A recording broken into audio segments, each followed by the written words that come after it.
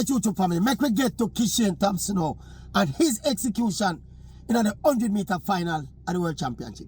Second silver medal, second successive global championship.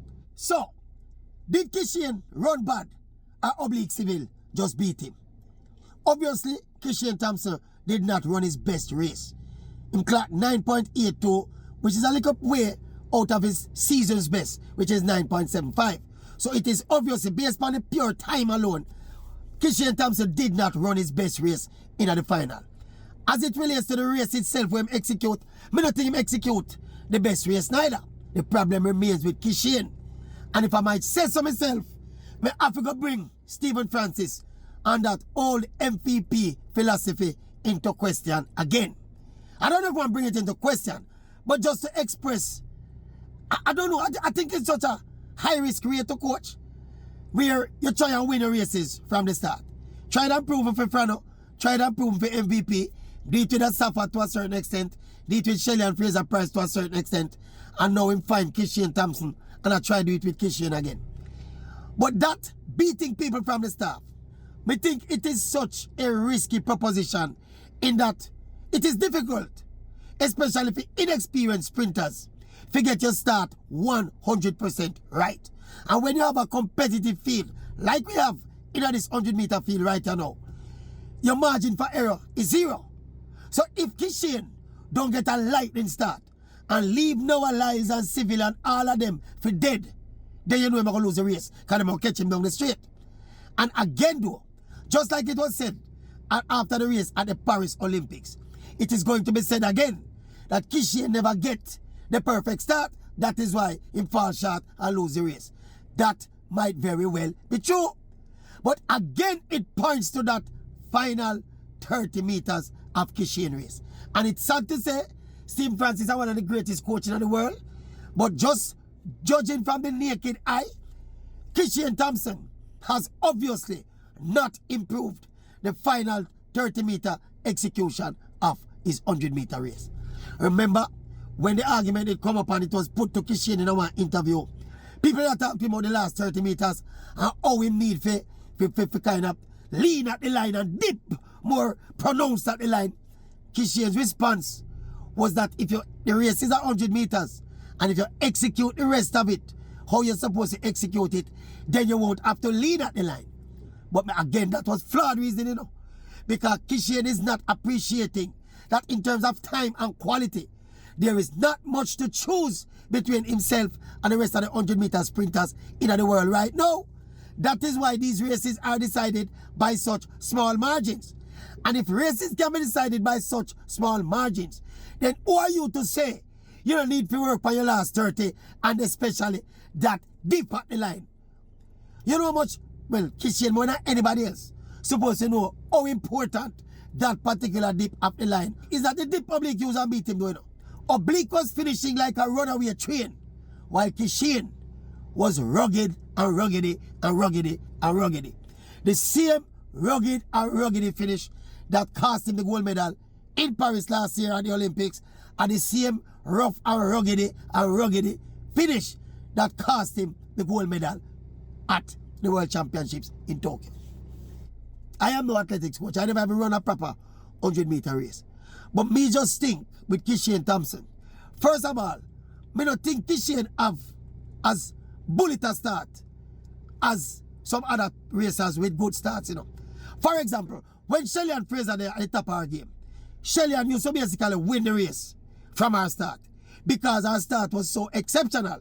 While Kishane is a good starter, me not think Kishane start good enough for him win races from the start.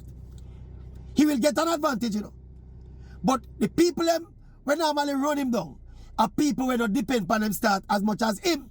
So if his lead is not significant, then he's going to get caught. Because the other people like Noah Lyles and Oblique Civil, they have much more top-end speed. More than enough top-end speed to compensate for the minute advantage where Kishane are going to have at the start of the race with his so-called bullet start.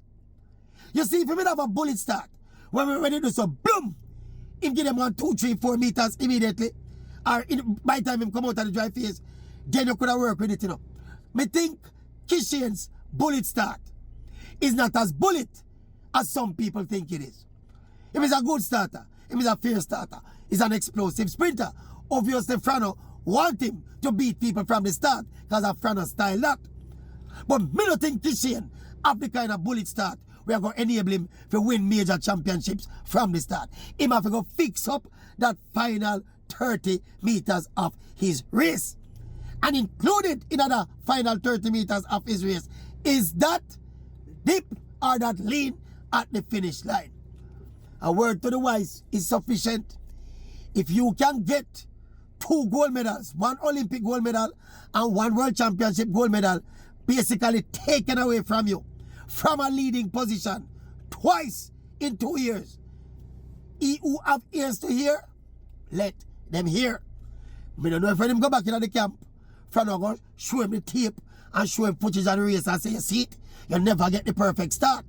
Maybe Kishane can't get the perfect start.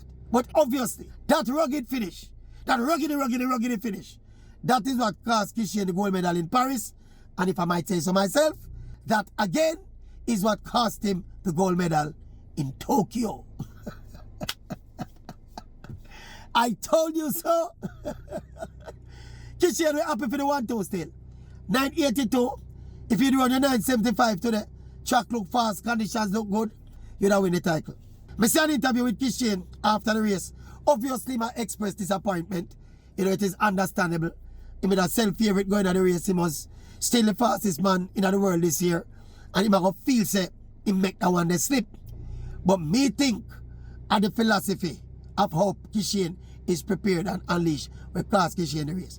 Let me see if Frano are going to be driven by his philosophy, or his philosophy is subject to adjustment, and that somehow he can realize the work that needs to be done on the final 30 meters of Kishane race is what needs to be addressed most urgently than ever. Unless me know the MVP training, you know.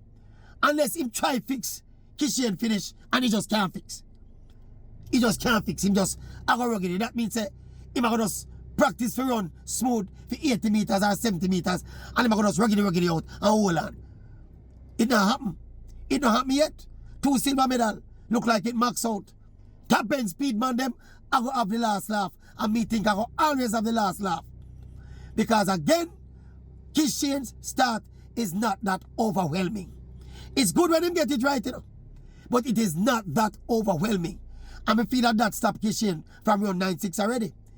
Because him probably on course for run 9.6 at 70, 80 meters, you know. But because the last part-time race tend to fall apart, I think that is where him lose the capacity to go 9.68, 9.67, 9.69.